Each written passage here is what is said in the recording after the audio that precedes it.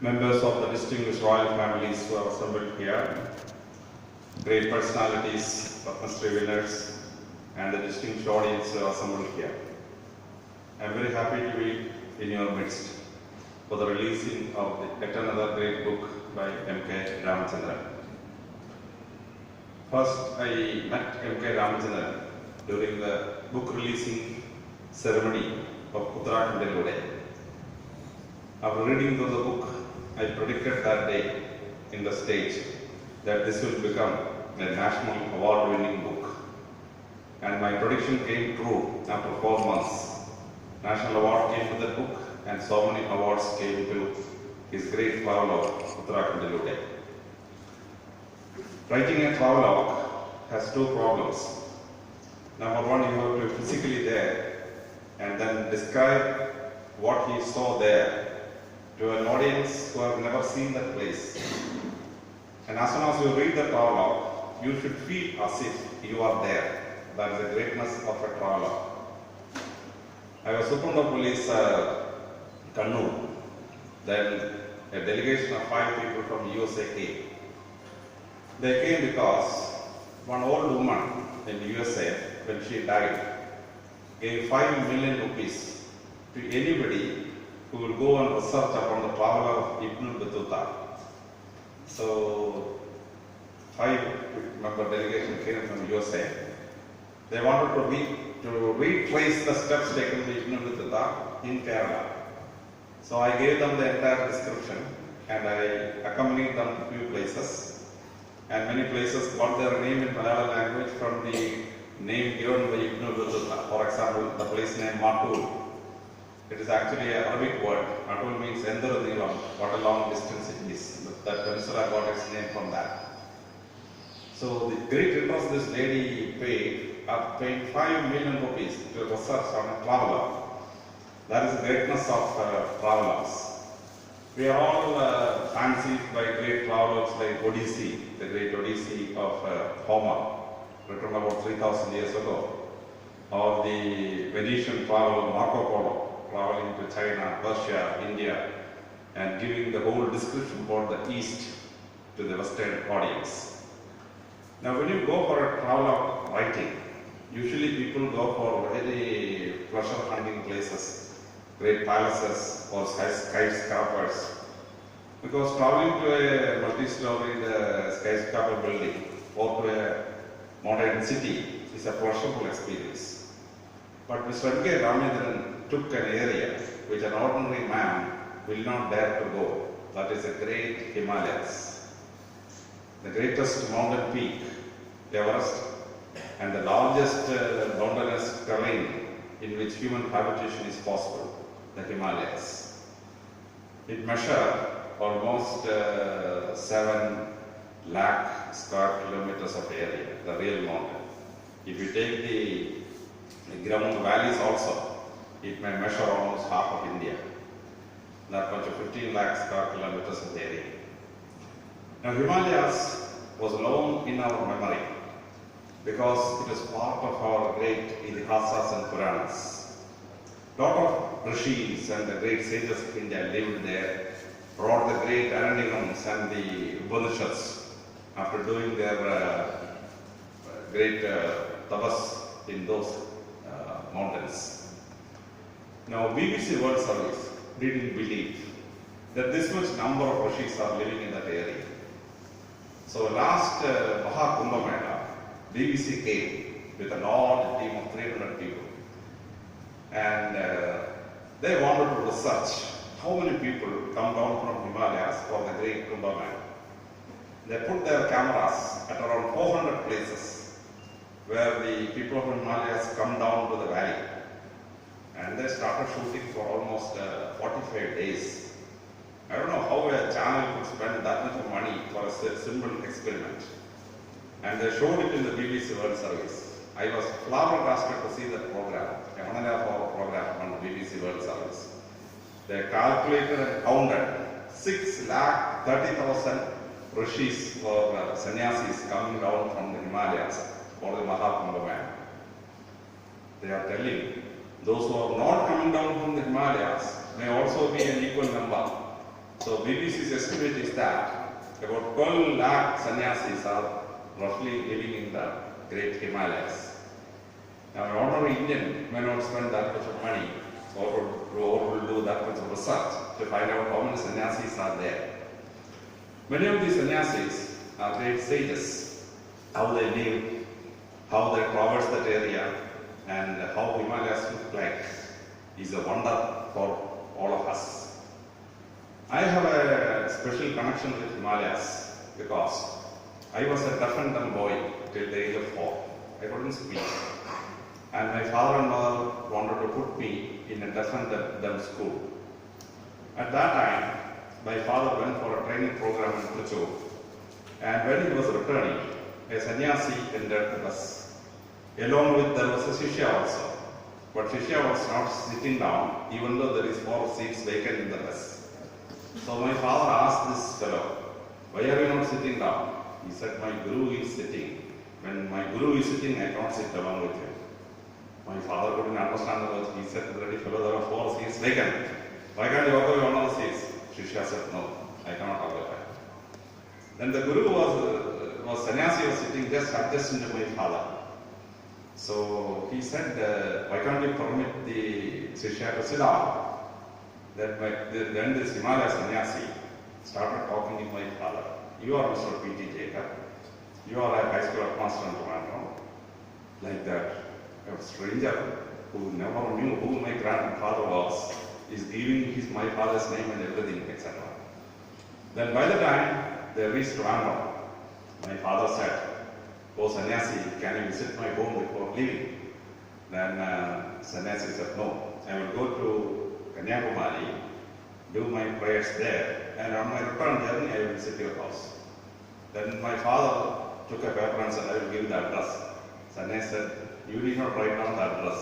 I know the address. I will just come to your house." 4 days later, around 5 o'clock, the sannyasi landed up in my house without anybody giving the address. And sannyasi told my father, "There is a deaf and dumb boy in this house. Please call him." So I was taken in front of the sannyasi. Sannyasi said, "I will take a 101 bucket bath and then come back."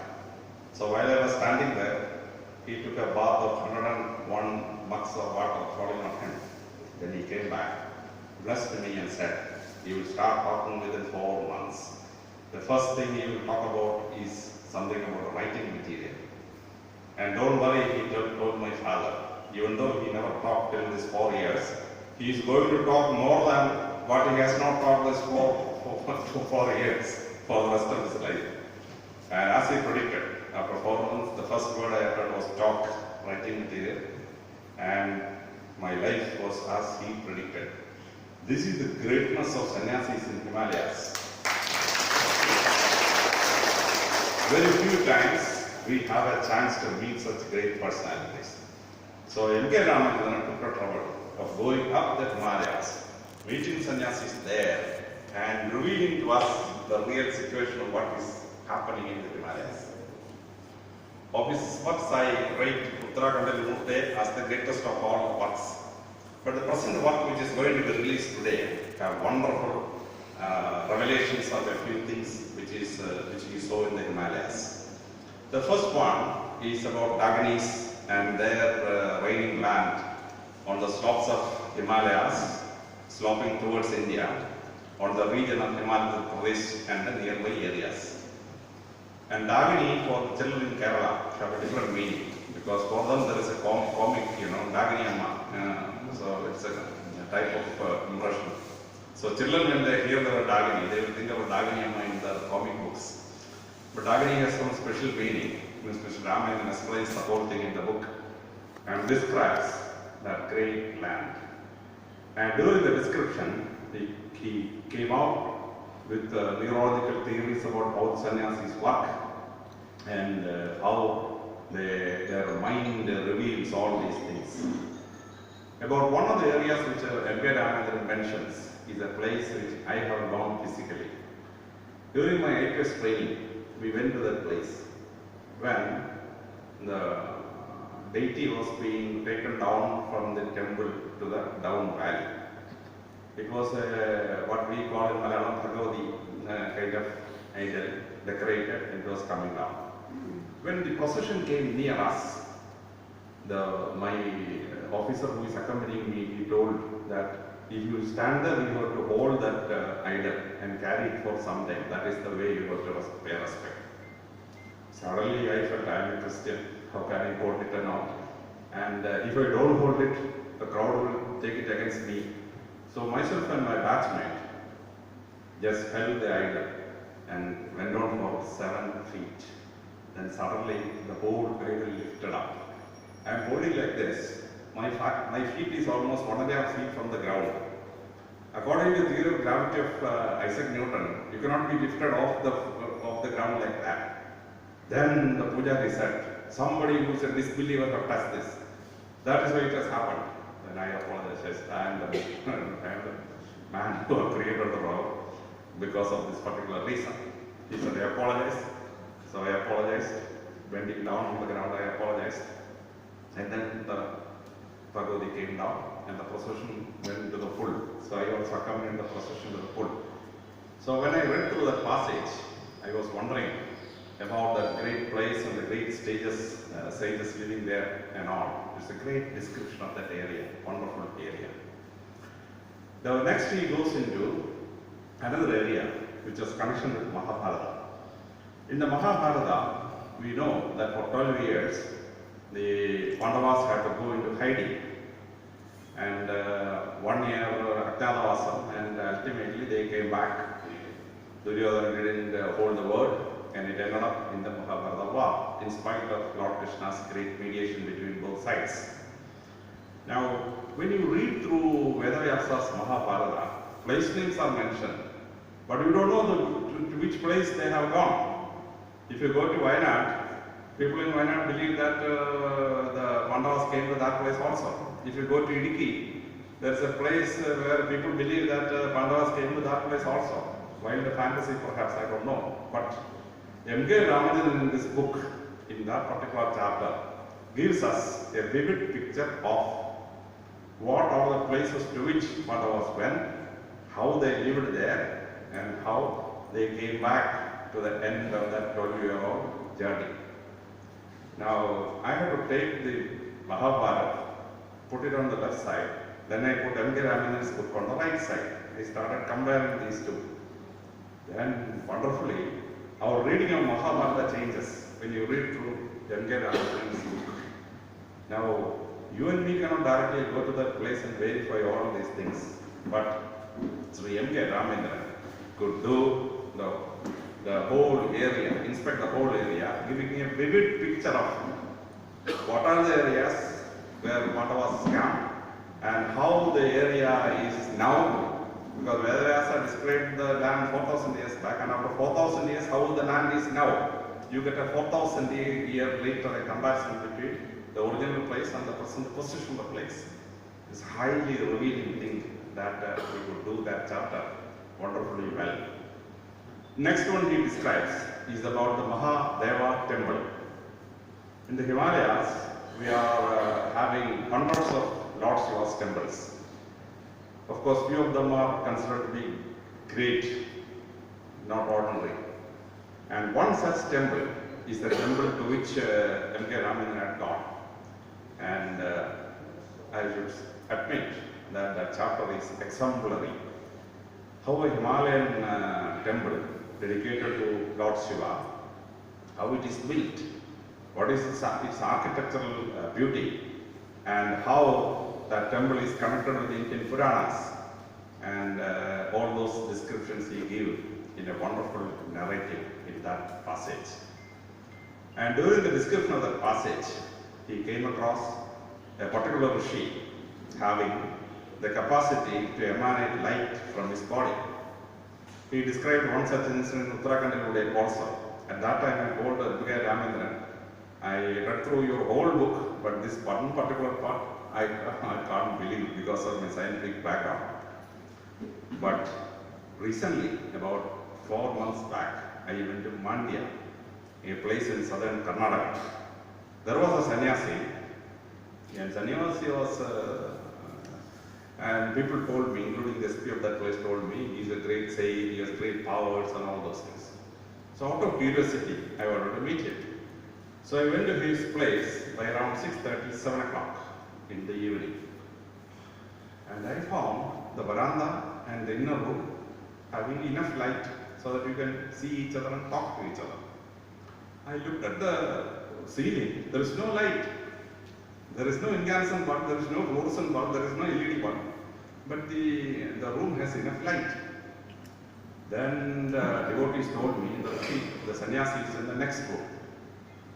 So I took off my upper part of the body clothes, I removed my shoes, etc. And I went to the next room. I found the sannyasi's body emanating light. I couldn't believe. I asked the Rishi, Lord Sannyasi, how it is happening. He said, the light is coming from the sky in balls and it enters my body. Now, what happened was, there was an Australian lady with a camera at that place at that time. So I told that lady, look, physically, I cannot see the light, but perhaps your electronic mechanism may shoot it well. So she looked to the sky and photographed the entire thing, videographed the entire thing, and she sent me the video. And when I looked into the video, you can see the lights coming from the sky in balls, entering the house and lighting the whole area. The powers of the Hindu rishis, maybe you may feel it is mythological. No, it is real. It has been photographed and the whole video is available. She sent it to my email to Trivandrum to see. Then only we understand that the Hindu rishis have such spiritual powers. They can emanate light from the body. They can light up an area without any electrical light. So what M K RAMACHANDRAN wrote in Uttarakhand and what he again repeats in this book is not falsehood. It is absolute truth, scientific truth. That is the greatness of the book. Then M K RAMACHANDRAN goes to the next chapter. That is the cave of Arjuna, Arjuna's cave. Now we know about Arjuna's life story, especially because in Bhagavad Gita, he was the person to whom Lord Krishna revealed the secrets of the great Gita. And during his lifetime, he had to recharge himself. And as per Lord Krishna's advice, Arjuna went to 2-3 times, went for his yoga and spiritual experiences, etc. And one of the times he went to the cave, to the exact cave to which M K RAMACHANDRAN had gone. And he describes in this book wonderfully that place. Where is the place and the period of time Arjuna spent in that cave. What are the spiritual revelations Arjuna got in that cave, etc. etc. So that chapter also is a wonderful chapter. And describing the whole Himalayas, we get yet another ideas. Now about Himalayas, we have 3 or 4 great descriptive travelers.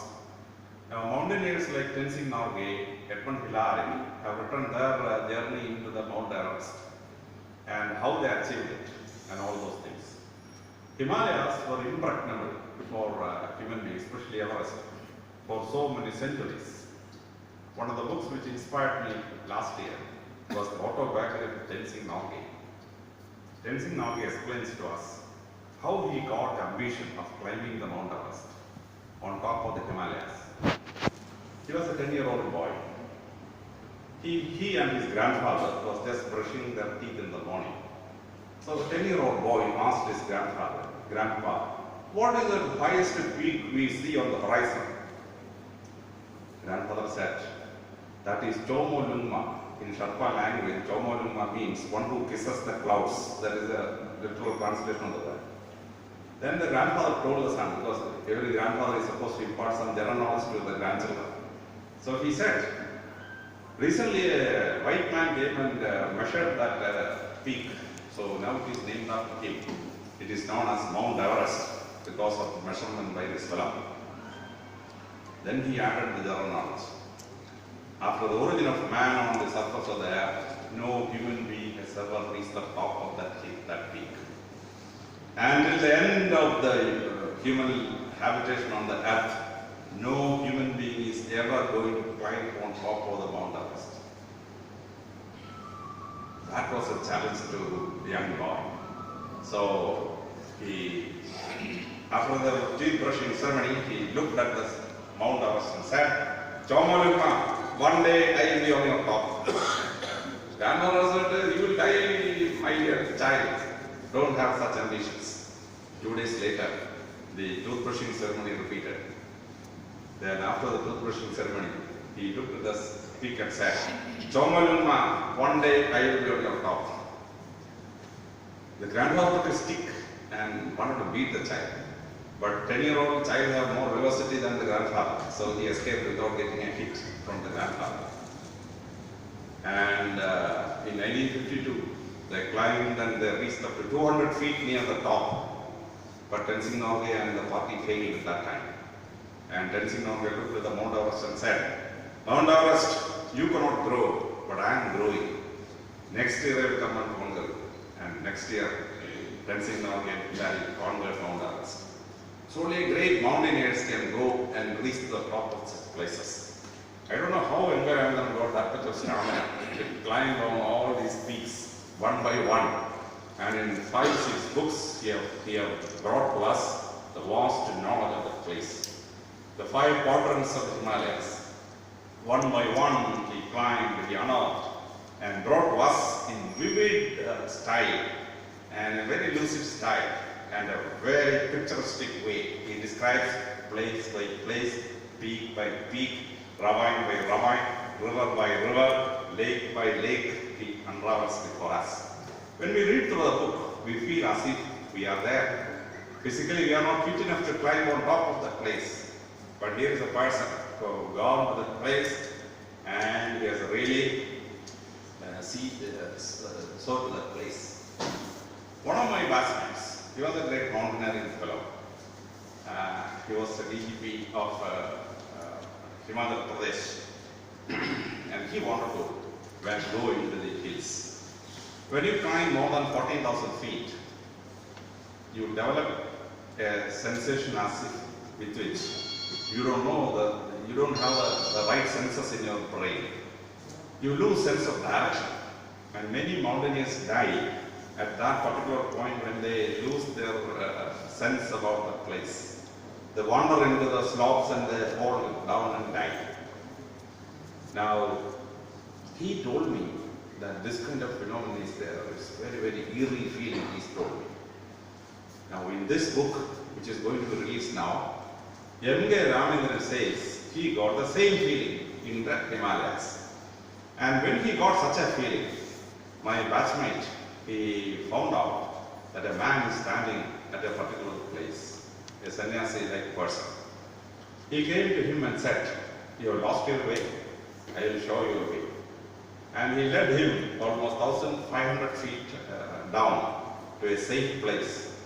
And around 300 feet near a dhaba, a tea shop like thing, he told the DGP, "You just see that place, you go there, you will get into safety." Then he looked back, the man was not there. The DGP is telling, though he talked to me, though he showed me the way, the man just disappeared into the atmosphere. He cannot run away from that place. He has to walk or climb some area to escape from visibility. But the man disappeared all of a second. And he told me that it's a very mysterious experience.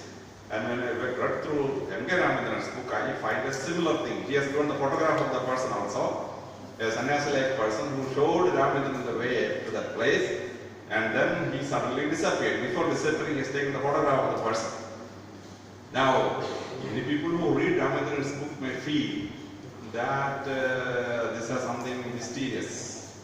When I go through different books, when I go through different narratives and prologues, I find whatever Mr. Ramachandran has written in this book is a wonderful revelation of the great mountain area, which is sacred to the heart of Indian myth. and Indian mind. When we start reading through Ramasambhavam, Kalidasa's great work, Kalidasa was also very much a man in the Himalayas. He starts with the famous sloka, Astu Sarasyam Disi Devadatma. Like that, we also sometimes feel, Astu Sarasyam Disi Devadatma. And here is a person who went into the Devadatma and brought that godly presence to our day-to-day memory. When I was in Haryana, I expressed a wish to the DGP of Haryana that I may be shown Vasishta's Gurukula. He told me, going up to there will take around 4 days time, but I will take you to the valley and then I will show you the area where Vasishta lived. So after traveling around 200 kilometers, we went to the valley of Himalayas, where the Inspector General of Police showed me, sir, that is the hill where Vasishta used to live and his hermitage is there. Now, reading through M K RAMACHANDRA'S book, I find he has really gone to Vasishta's ashram and how Vasishta's ashram is and how that ashram looks now. M K RAMACHANDRA describes in meticulous detail. So I feel as if, I wanted to see the place, but I went up to the foothold only and I could see only the whole area. I could not see the place. Now reading through M K RAMACHANDRA'S book, I feel as if I have gone to the place and I have seen this Vasishta's ashram. And what is Vasishta's greatness? What is his place in the great Puranas and Mahabharata? That also M K RAMACHANDRA describes in detail in this book. So this travelogue, one by one, is a great revelation to all of us. And I have read all his travelogues and it is a very happy, pleasurable experience to read this travelogue of M K RAMACHANDRAN also. I may wonder what is his full form. I will feel that his full form should really be Malayali Kailasam Ramachandran. Malayali going to Kailasam and writing a great travel as a great revelation to all of us. I wish Mr. Ramachandran all the luck, and I'm really wondering at the way he connects Puranas, geography, myth, and what he really sees combined together in a travelogue. That's the greatness of a travelogue. We have one of the great travelogues in Portuguese language. That is the greatest epic in the Portuguese language. That epic is Lucius. It was written by Camões in 1598 or so. He came in a ship 4 months traveling to Kerala. He landed up in Calicut and he vividly describes Kerala's coast, etc. And 400 years later, I read that book as S.P. Kannur and A.G. Kannur having jurisdiction over all the place. Placing Lucius back into 1995 in the real Kerala was a real experience. So what I felt when I read through Lucius, or what I felt when I read through Empire of the Nayars, in 1808, a French man came to Kerala and he wrote a wonderful novel-like thing. We in Malayalam, we believe that the first Malayalam novel is Kundalada, 1864. But in 1808, there is a novel in the French language. That novel is titled Empire of the Nayars, Nayamara Samrajya. Wonderful book. When you read through it, how Collins saw Kerala in 1808 and how Kerala looks like now is a wonderful comparison. So M K RAMACHANDRAN'S great book will be researched 100 years later or 200 years later, just like we refer to Lucius, or we refer to Marco Polo, or we refer to Ibn Battuta. Generations to come will research upon this book and his mighty journeys, very laborious journeys into the great holy Himalayas, bringing the great experience of our great rishis and their abundance to our real memory. I appreciate Mr. M K RAMACHANDRAN for the great work and thank him for bringing into our memory this great revelation about the great holy mountain Himalayas. Thank you very much.